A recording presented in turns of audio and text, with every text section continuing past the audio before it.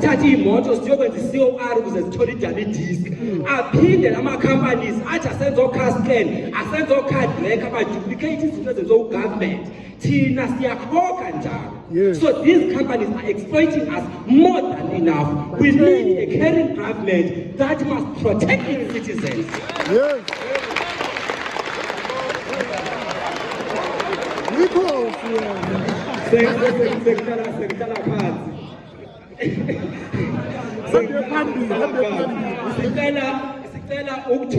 In terms of the criteria, the unemployment is very high in this country, but umhobolo is also very high in this country.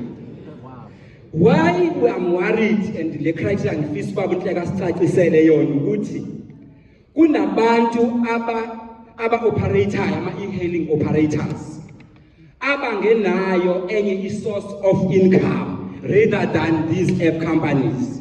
Then uma sek-applyelwa ama-permit kuqale kusebenze o-connection uthola ukuthi abantu abahothisha abahonesi abahodokotela abamaphoyisa bathola ama-permit iy'moto zabo zenza income for someone ohlele ofisini ovele onayo income ezofika month end.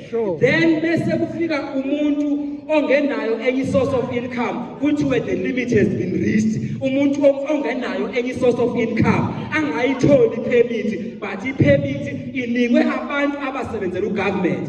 How are we going to prevent leyo nto ukuze senze sure ukuthi abantu abathola ama-permit abantu who solely rely kule business bathathu abantu abavela banene income banikwe 2 streams of income bese abantu abakholisa